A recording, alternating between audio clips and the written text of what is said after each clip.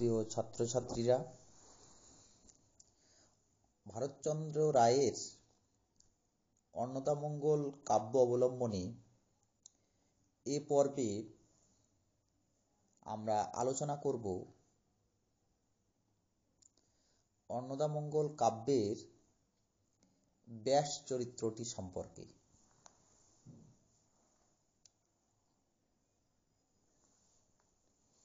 এই ব্যাস চরিত্রটি কবি ভারতচন্দ্রের এক অভিনব সৃষ্টি বলা যায়।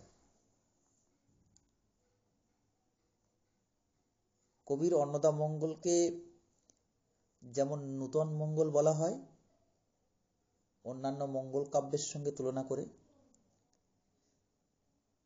ঠিক সেই সূত্রে পেয়ে এই নতুন মঙ্গল কাব্যে ব্যাস চরিত্রটিকে যেন আমরা নতুন রূপে নব আঙ্গিকে খুঁজে পাই। চরিত্রটিকে যেন অনেকটা অবিশ্বাস্য বলে মনে হয় আমাদের।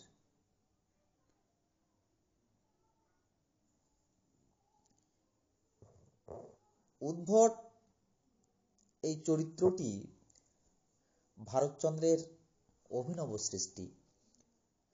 কবি ব্যাসদেবকে সংকীর্ণ সাম্প্রদায়িক ভক্তি ধর্মের মোহাচ্ছন্ন একজন ধর্মপ্রচারক গোষ্ঠী নেতা হিসাবে চিত্রিত করেছেন। চরিত্রটি যেন এই কাব্যে শিথিল ধর্মবিশ্বাস ও সংশয়গ্রস্ততার প্রতিনিধিত্ব করেছে।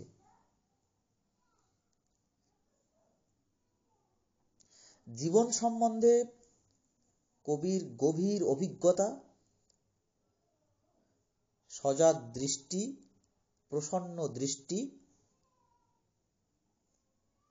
এই ব্যাস চরিত্রটি রূপায়ণে কবিকে সাহায্য করেছে।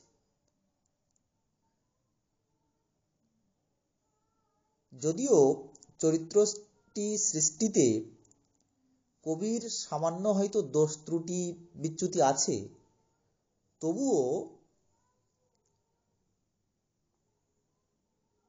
একথা স্বীকার করতেই হবে যে চরিত্রটি নির্মাণে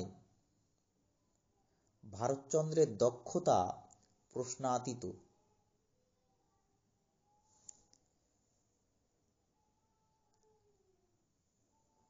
ব্যাসদেব নারায়ণের অংশ, মহাভারতের স্রষ্টা, অষ্টাদশ পুরাণের রচয়িতা। তিনি পরম নিষ্ঠাবান বৈষ্ণব,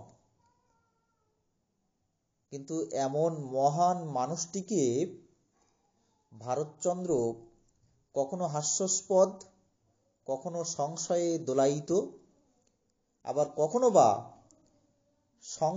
সংকীর্ণ ভেদবুদ্ধির অধিকারী অস্থিরমতি মানুষ রূপে চিত্রিত করেছেন, ফুটিয়ে তুলেছেন। সেদিক থেকে এই চরিত্রটি হয়ে উঠেছে অনেকটা যেন হেয়, নিন্দিত এবং কালিমালিপ্ত বলা যায়।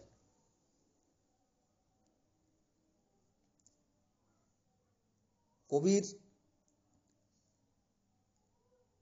লেখনীতে এই চরিত্রটির প্রথম আবির্ভাবই আমাদের মনে কৌতুকের সৃষ্টি করে।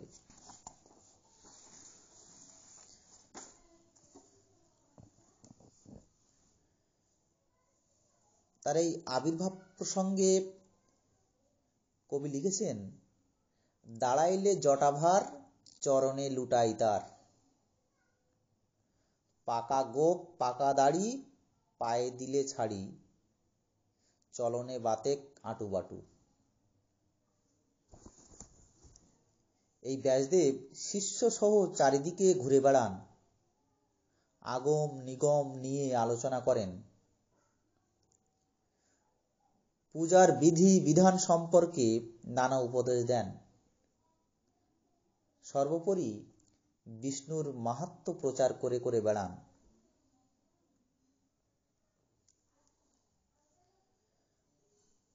কবি ভারতচন্দ্র তার লেখনীতে ব্যাসকে একটু আলাদাভাবে চিত্রিত করেছেন। কবি তার এই অন্নদামঙ্গল কাব্যে ব্যাস চরিত্রটিকে নিতান্ত অবিবেচক, অস্থিরমতি ও ভিন্ন স্বভাব করে এঁকেছেন।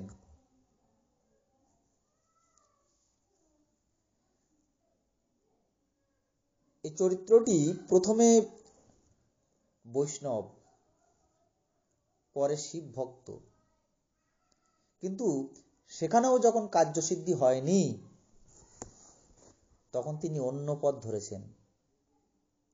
এভাবে বিশেষ ধর্মের প্রতি একনিষ্ঠ বিশ্বাস রাখা এই ব্যাস চরিত্রটির পক্ষে সম্ভব হয়নি।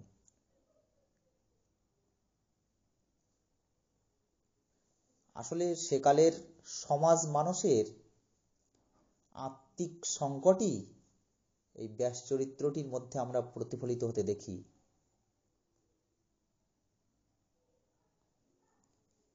তাছাড়া গঙ্গার সঙ্গে এই ব্যাস চরিত্রের বাদানুবাদে উভয়কেই যেন আমাদের কাছে নিম্ন শ্রেণীর মানুষ বলে মনে হয়েছে।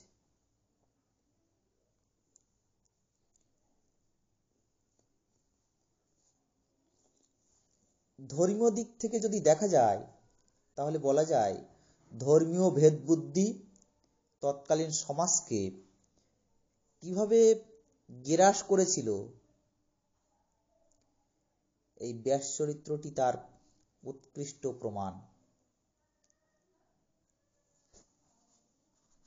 এই চরিত্রটির মধ্যে ধর্মীয় সংকীর্ণতা অনেকটাই কাজ করেছে। তাই আমরা দেখি বারে বারে তিনি ধর্ম পরিবর্তন করেছেন, ধর্মান্তরিত হয়েছেন বারে বারে।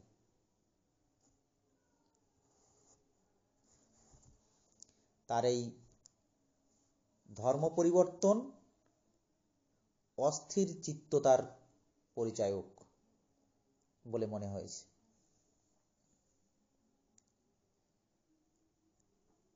এই ব্যাস চরিত্রটি একদিন ভিক্ষায় বের হয়ে ভিক্ষা পাননি।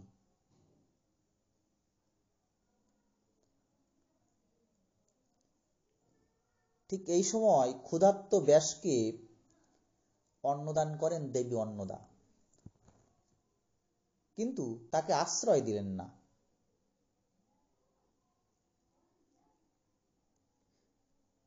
আশ্রয় না দিয়ে তাকে এই কাশী ছেড়ে যেতে নির্দেশ দেন দেবী অন্নদা। কিন্তু ব্যাস এই কাশী ছেড়ে চলে গেলেন বটে, কিন্তু অপমানের প্রতিশোধের কামনায় তিনি দ্বিতীয় কাশী নির্মাণ করতে আগ্রহী হলেন এবং এ প্রসঙ্গে তিনি ঘোষণা করলেন তার এই দ্বিতীয় কাশীতে যে মরবে সেই সঙ্গে সঙ্গে মোক্ষ লাভ করবে। প্রসঙ্গটি কবি এভাবে বলছেন যে এখানে মরিবে যেই সদ্য মুক্ত হবে সেই।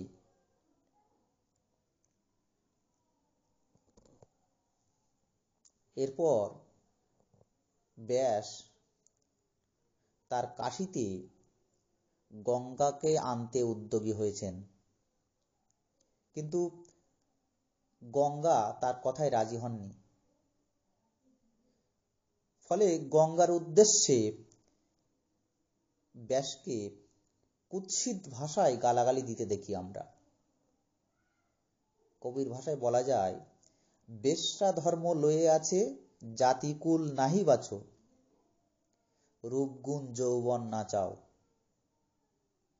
এখানে ব্যাস চরিত্রটি যে ভাষায় কথা বলেছে তাতে তাকে একজন শাস্ত্রজ্ঞ বলে আমাদের মনে হয় না। মনে হয় একজন ইতর, অভদ্র এবং নীচ মানুষ। এই নীচ মানুষের মধ্যে আবার আমরা কিছু পৌরুষতার পরিচয়ও পেয়ে যায়, কিছু পাণ্ডিত্যের পরিচয়ও পেয়ে যায়।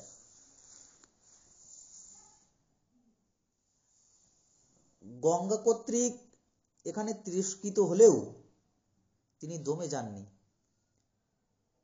গঙ্গার কাছে তিরস্কৃত হয়ে ব্যাস বিশ্বকর্মাকে দিয়ে পুরী নির্মাণে অগ্রসর হন। কিন্তু বিশ্বকর্মাও তার কথায় রাজি হলেন না। শেষে তিনি গেলেন ব্রহ্মার কাছে, কিন্তু ব্রহ্মাও তাকে ফিরিয়ে দিলেন। ফলে আর কোনো উপায় না দেখে ব্যাস এবার কঠোরতম তপস্যায় রত হলেন। ঠিক এই অংশে ব্যাসকে দেখানো হয়েছে পৌরুষের প্রতীক হিসাবে। এখানে তিনি কোনো অবস্থাতেই হতোদ্যম হননি, মনোবল হারাননি। এখানেই তার পৌরুষত্ব ফুটে উঠেছে বলা যায়।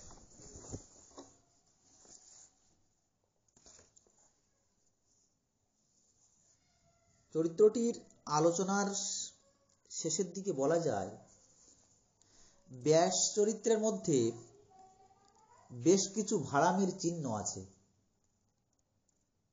কারণ তিনি অত্যন্ত অস্থির চিত্ত, কোনো ধর্মের প্রতি তার কোনো দৃঢ় বিশ্বাস নেই, আস্থা নেই। তাই আমরা তাকে দেখি একবার তিনি বৈষ্ণব, একবার শিব,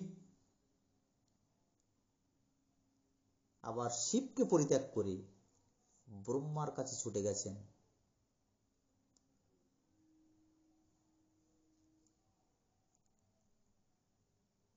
তার কথাবার্তা, আচার আচরণ কোনোটাকেই সমর্থন করা যায় না। তবে একথা সত্য যে এই চরিত্রটি কারো কাছে মাথা নত করেনি, কোনো কিছুতেই হার মানেনি।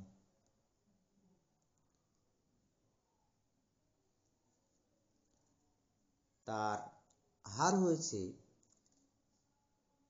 ব্যাস চরিত্রটির পরাজয় হয়েছে নিষ্ঠুর ভাগ্যের হাতে। এখানেই ব্যাস চরিত্রটির ট্র্যাজেডি নিহিত।